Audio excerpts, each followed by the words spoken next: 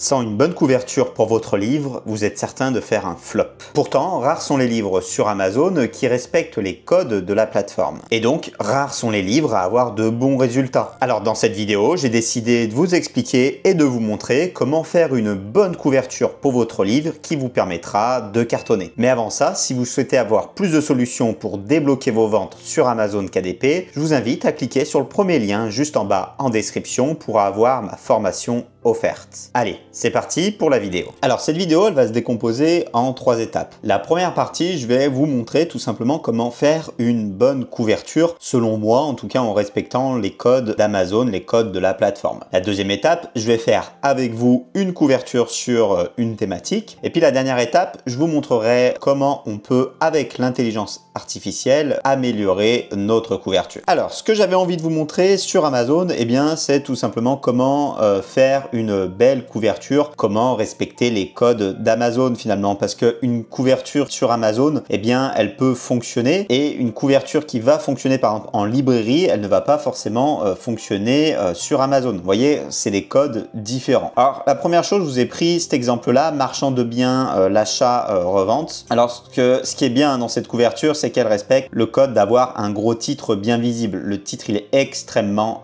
présent, on voit que ça. Marchand de biens, l'achat-revente. Eh bien ça, c'est une bonne stratégie de mettre un gros titre bien visible. Il y a aussi pas 10 000 couleurs, hein. Ce qui est bien, c'est de mettre 2-3 couleurs dans votre couverture. Et bien là, on a du orange et du bleu, c'est parfait. On a également pas trop de polices, hein. On a, je crois, 2 ou 3 polices. Et ça, également, c'est très bien. Il vous faut 2-3 polices. Pas plus. Donc vous voyez, la couverture, elle est assez simple. On a un gros titre bien visible. On a un petit dégradé en arrière-plan qui donne un côté un peu professionnel et de texture. On a quelques infos sur le livre et c'est tout. Alors peut-être qu'on aurait pu mettre ces quelques éléments graphiques, mais dans l'ensemble, moi je trouve que cette couverture, elle est très bien. On a des couleurs qui ressortent bien. C'est une couverture qui est simple, mais qui est efficace. Deuxième couverture dans la même thématique, toujours dans l'immobilier. Et bien là, on a une couverture qui fonctionne bien selon moi. On a un titre qui est bien visible, acheter, rénover, gagner. On a un sous-titre dessous. On n'a pas trop de couleurs, hein. Ici, on a du jaune et du noir, hein. Voilà, si on peut considérer le noir comme une couleur, mais on a que ça finalement, le jaune or. On n'a pas trop de police. Je crois qu'on a 2 polices, c'est parfait. On a encore une fois des couleurs qui ressortent bien. On a du noir et du or et du blanc, donc vraiment ça ressort très très bien. Et puis on a un élément graphique ici, une maison. Donc voilà, pour moi c'est une couverture qui est très très bien, elle respecte les codes, elle n'est pas compliquée mais elle est efficace. On a un titre bien visible, pas trop de couleurs, pas trop de police, un élément graphique.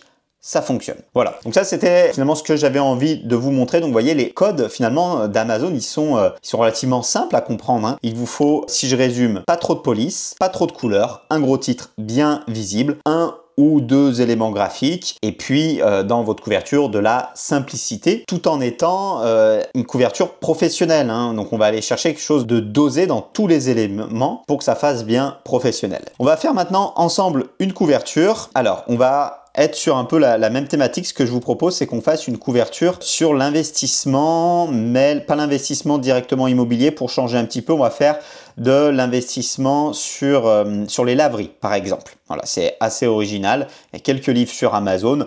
Là, l'idée, hein, c'est pas de regarder la pertinence de la niche, mais vraiment de regarder comment faire une bonne couverture. Donc on va aller directement sur Canva, hein. Canva, eh bien c'est suffisant pour faire ce genre de couverture. Alors si vous êtes habitué à un autre outil, pourquoi pas. Puis si vous n'avez pas d'outils, si vous ne connaissez pas d'outils, Canva, c'est très pratique si vous débutez. Donc la première chose que j'ai fait, c'est que j'ai fait ma tranche. Ensuite, on va mettre tout simplement une couleur de fond. Hop, on va mettre du bleu, un bleu un peu foncé.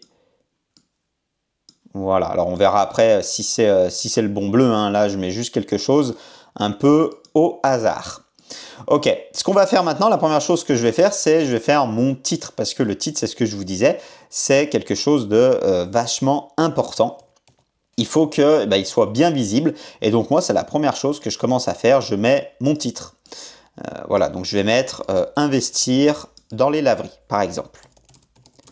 Là, tout comme la réflexion de la niche, on n'est pas dans la réflexion du titre, on est vraiment dans le visuel, hein, comment faire un beau visuel.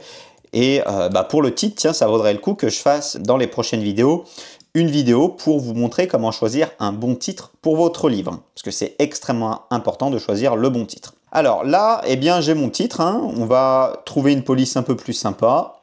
Alors la police, très important, passez du temps à choisir votre police. Il faut trouver la bonne police qui corresponde bien avec votre livre. Donc vous pouvez prendre des fois plusieurs heures pour trouver une police, c'est pas grave, il faut que la police, elle, soit bonne. Donc n'hésitez pas à fouiller dans Canva pour trouver la bonne police. N'hésitez pas à aller sur des outils comme Dafont ou Creative Fabrica pour trouver les meilleures polices. Ok, donc on va mettre investir dans les laveries. Voilà, tout simplement. Donc là, ce que je vais faire, c'est que je vais mettre mes mots importants en gros. Voilà. Investir comme ça. Voilà, donc là, je mets, vous voyez, je fais ressortir mes mots importants en fait, tout simplement. Voilà, peut-être même qu'on pourrait les mettre dans une couleur un peu sympa. Alors, on verra plus tard si on le fait vraiment, mais je pense que ça pourrait être peut-être intéressant d'aller chercher voilà, vous voyez, du jaune qui ressortirait avec le bleu, pourquoi pas. Voilà, donc là, j'ai mon titre. On va mettre un sous-titre dans notre exemple. On va mettre, alors je sais pas, on va mettre la technique miracle américaine. Bon, je mets n'importe quoi. Vous avez, encore une fois, vous avez bien compris l'idée. C'est de trouver quelque chose qui va marquer normalement le lecteur un petit peu. Mais là, l'idée, c'est pas de réfléchir pendant 10 ans sur mon sous-titre, simplement de vous montrer comment on fait une bonne couverture. La technique miracle américaine. Ok, on va le grossir, voilà. Donc ça va être grosso modo notre sous-titre qui sera sous le titre. Peut-être qu'on va mettre le nom d'auteur aussi. Alors le nom d'auteur, c'est pas ce qui est le plus important. Selon moi, il faut le mettre si vous avez de la place. Mais si ça dessert votre couverture, ne le mettez pas. Certaines personnes, elles aiment bien le mettre parce qu'elles se disent « Ah, mais moi, je veux être connu ». Mais avant d'être connu, il faut vendre des livres. Donc l'objectif, c'est de faire une belle couverture. Donc si jamais ça dessert votre couverture, ne le mettez pas. Après, si vous avez un trou, ça peut être sympa de le mettre. Ok, puis on va mettre un peu d'explication sur notre livre. Qu'est-ce qu'on pourra mettre? On va mettre le grand livre pour investir et remplacer son salaire.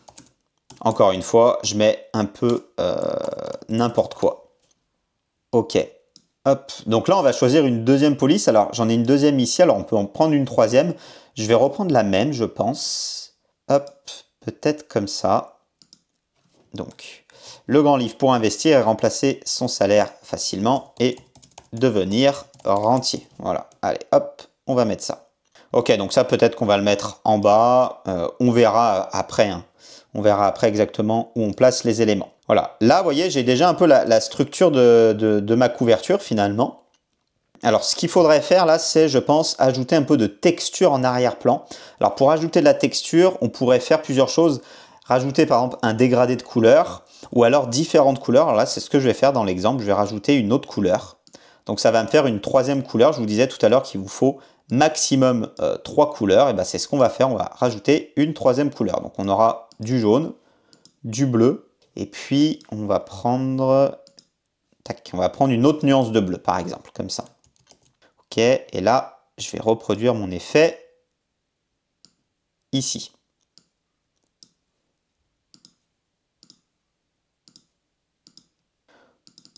Ok, pourquoi pas, je trouve que c'est pas si mal.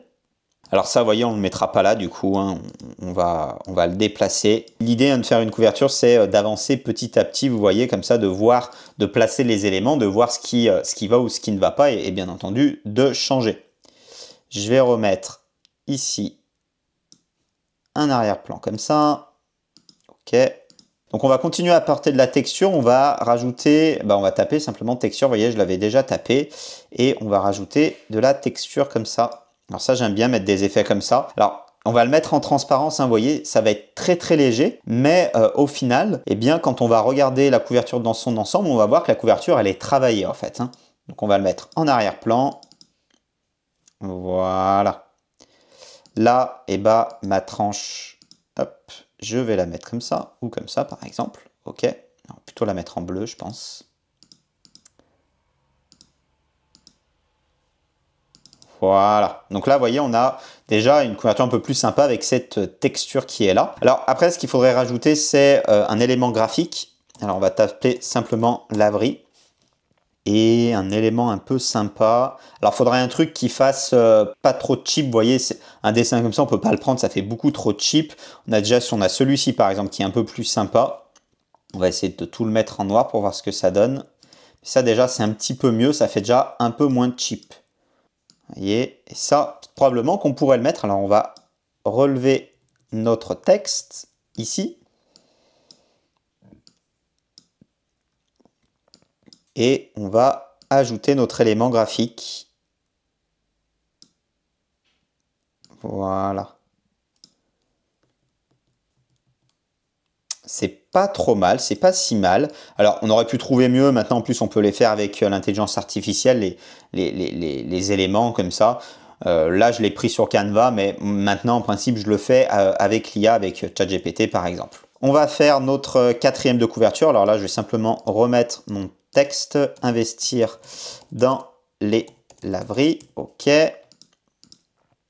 On va le grossir un petit peu. Et puis, on va reprendre l'élément jaune qu'on avait sur notre couverture. Voilà. OK. Souvent, on va avoir le code barre du coup qui va être en bas, qui va être par ici. Voilà. Et puis après, souvent ici, on va mettre du texte tout simplement. Hein. Donc encore une fois, on va reprendre les mêmes polices. Hein. Hop, on va reprendre celle-ci.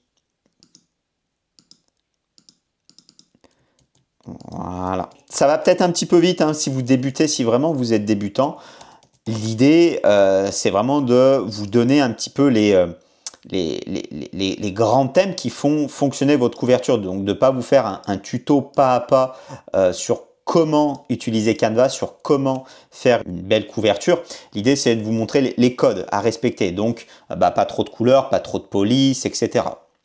Et puis, si vous voulez vraiment aller plus loin, eh bien, vous pouvez avoir accès à ma formation Amazon KDP Pro, où là, vraiment, je vous guide étape par étape pour faire votre couverture avec différents outils et vraiment vous expliquer voilà, quelle police utiliser, comment faire un effet sur votre texte, etc., etc. Alors voilà, là j'ai mon texte qui est pas mal. Voilà. Ok, ça me semble pas trop mal. Alors en parlant d'effets sur le texte, on va rajouter des effets. Hop, on va mettre un effet d'élévation. Ça va nous donner l'impression que le texte il ressort un petit peu. Donc, ça sera plus sympa. Ça va donner un effet de relief, surtout quand vous aurez le livre dans les mains en vrai. Ça va donner un effet de relief qui sera sympa. Ok, écoutez, ça prend forme, je trouve. Alors peut-être que là, il y a trop de blanc sur blanc. Ce qu'on va faire, on va rajouter un petit élément comme ça. Et comme ça, on mettra du texte un peu en noir. Là, l'idée, c'est de mettre ça ici. Et notre texte, de le mettre en noir.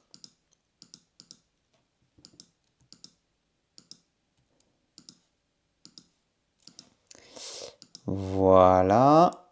On va enlever un petit peu d'espace comme ceci. Et là, vous voyez, ça commence à prendre forme en fait. Hein.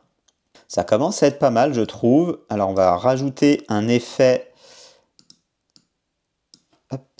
derrière. Donc, ce qu'on va faire après, on va dupliquer en fait notre carré blanc. On va le mettre en noir et on va le mettre un peu avec de la transparence. Voilà. Vous voyez, pour donner un effet un peu d'ombre en fait. Et on va le mettre derrière. Hop, on va ajouter encore un peu de transparence pour vraiment donner cet effet d'ombre. Ok, ça commence à être pas mal. Là, on va rajouter un peu du texte. On va mettre quitter son job et devenir rentier.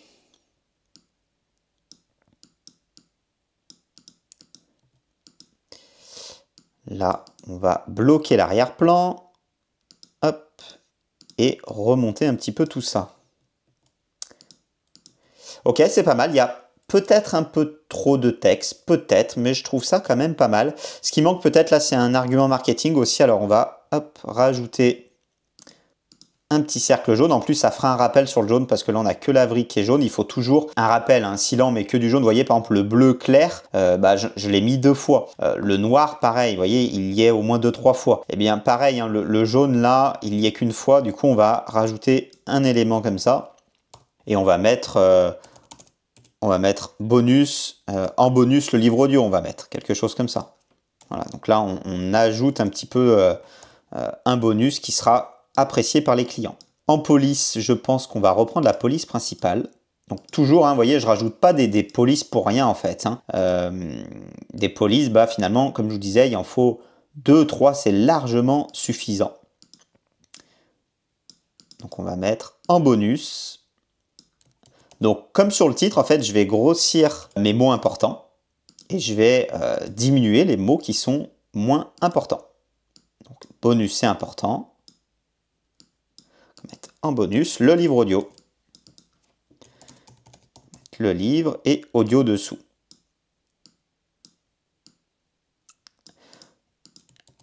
Voilà. Alors là, je le fais assez vite. Tout n'est pas parfait. Hein. Il faudrait que les espaces entre les mots, etc.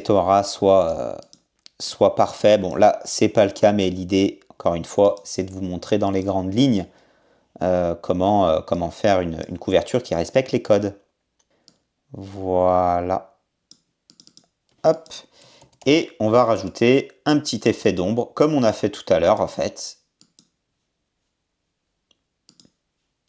On va le mettre derrière. Et on va grouper notre élément. Et là, voilà, notre élément, eh bien, on va pouvoir le rajouter par exemple ici. On va mettre légèrement de côté, légèrement plus petit, et voilà.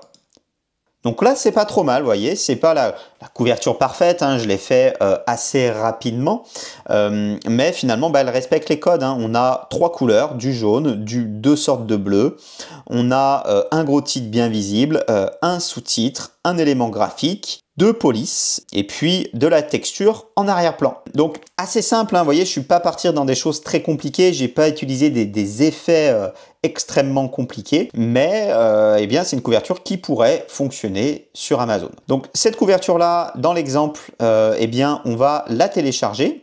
Et puis je vais vous montrer maintenant comment on pourrait l'améliorer avec l'intelligence artificielle. Donc on va aller sur ChatGPT et eh bien sur ChatGPT, je lui ai mis un prompt et il va nous améliorer, nous faire des suggestions pour améliorer notre couverture. Alors qu'est-ce que je lui ai dit? Je lui ai dit que c'était un expert en design, spécialiste des couvertures sur Amazon KDP. Il a créé plusieurs best-sellers. J'aimerais qu'il m'analyse une couverture, qu'il soit très précis, honnête. L'objectif, c'est d'améliorer la couverture. Voici ce que j'attends de toi, une analyse détaillée, des suggestions concrètes, une note sur 20. Et je lui dis à la fin, n'oublie pas, la compétition sur Amazon, elle est féroce. L'objectif, c'est de se démarquer. Et donc, j'attends une expertise professionnelle et sans complaisance. Parce que si vous dites juste à ChatGPT de vous analyser la couverture, il va toujours être très, très gentil. Donc, n'hésitez pas à lui dire, voilà, sois honnête et dis-moi vraiment ce que tu en penses. Hein, ne prends pas de pincettes finalement, parce qu'autrement, vous allez voir qu'il va être trop gentil. Voilà, donc là, on lui balance ça et il nous dit, ok, voilà, et là, il va nous faire ce que je lui ai dit, hein, donc les points forts. Ok, donc on a voilà le gros titre principal et impactant, c'est ce que je vous disais, le sous-titre, la promesse claire, etc. Les points faibles, c'est ce qui va plutôt nous intéresser. Alors, il me dit qu'on a une composition globale déséquilibrée. Alors, vous voyez, mon idée de triangle, lui, il n'aime pas. Il trouve que c'est trop brutal. C'est vrai qu'en petit, c'est peut-être un peu trop brutal. Peut-être que mon bleu foncé est trop foncé. Vous voyez, quand je la vois là en petit, quand je la voyais sur Canva, je la trouvais plutôt sympa. Mais effectivement, en prenant un peu de recul sur la situation, c'est vrai que mon bleu clair, là, il est peut-être un peu trop clair, ou mon bleu foncé, un peu trop foncé. Et c'est vrai que c'est un peu trop brutal. C'est exactement ce qu'il dit. Hein. Lisibilité en miniature, petit format, ok. Ok, donc il me dit qu'il y a certains éléments en petit qui sont pas lisibles. Bon, c'est vrai. Bon, c'est pas ça pour moi, ça me dérange moins. Du moment qu'on voit le titre en gros, ça me va. Typographie à retravailler, donc trop de styles différents. Bon, alors c'est ce que je vous disais, moi j'ai utilisé que 2 polices. Alors, bon, il me dit que là c'est trop de styles différents, alors je suis pas vraiment d'accord du coup, parce que bah, on a que deux styles finalement. Mais c'est vrai que des fois j'ai utilisé du gras, des fois pas du gras. Donc peut-être qu'il y a une amélioration à trouver de ce côté-là, à avoir quelque chose d'encore un peu plus harmonieux. Donc à vérifier ça. Mais j'ai l'impression qu'on n'est pas trop mal là-dessus. Qu'est-ce qu'il dit de pas bien? Donc après, cohérence avec la niche. Ok, donc la couleur manque un peu de modernité et de chaleur selon lui. Pourquoi pas? Donc essayer d'autres teintes. Bon, alors, moi je trouve que le bleu, il est assez cohérent avec la niche d'investissement. Peut-être pas avec la niche des laveries. Donc peut-être qu'on pourrait aller sur une teinte différente pour les laveries. Pourquoi pas? Ok, les palettes des couleurs. Alors là, il me dit que le jaune fonctionne bien avec le bleu et que la miniature YouTube, c'est plutôt pas mal. Ok, et le visuel de la machine me dit privilégier une photo plutôt détourée. C'est vrai, il a raison. Là, peut-être que j'aurais pu détourer la machine avec un effet de blanc pour la faire ressortir, parce que c'est vrai que le noir, il ressort pas bien. Donc soit mon élément visuel le mettre en blanc, soit le mettre en noir, mais avec un contour blanc. Pourquoi pas, ça aurait pu être une bonne idée, je pense, à tester. Et il me donne une note finale. Donc vous voyez, tous ces éléments-là, c'est pas forcément des choses qui sont vraies, ce qu'il nous donne. C'est finalement des idées. Donc moi, ce que je fais, une fois qu'il m'a donné ces idées, c'est que je les teste. Donc je fais une deuxième couverture en testant ces idées et je vois si ça améliore ma couverture ou pas. Ça, c'est une bonne solution pour améliorer votre couverture. Il me donne une note, 13,5 sur 20. Alors la note, elle est moyenne, mais je lui ai dit de pas être gentil. Donc c'est normal qu'il me met une note pas excellente. Si je lui aurais dit, voilà, fais-moi juste une analyse, il m'aurait certainement mis une note de 19 ou de 20 peut-être. Mais là, l'objectif, c'est d'améliorer la couverture. Donc, il me dit en résumé, il me fait un petit résumé, ok. Donc là, soit, comme je vous le disais, je peux aller sur Canva, améliorer ma couverture, soit même, je pourrais ici écrire, lui dire, ok, fais-moi les améliorations, montre-moi ce que ça donnerait ta couverture améliorée. Et comme ça, il m'améliorerait ma couverture. Voilà un petit peu, donc une couverture, vous voyez, en quelques minutes, finalement, une couverture qui est correcte, qui n'est pas parfaite. On l'a vu avec ChatGPT, cette couverture, elle n'est pas parfaite, elle demanderait encore à être peaufinée, à être améliorée. On a une note finalement que de 13,5 d'après ChatGPT. Mais c'est quand même, selon moi, une couverture qui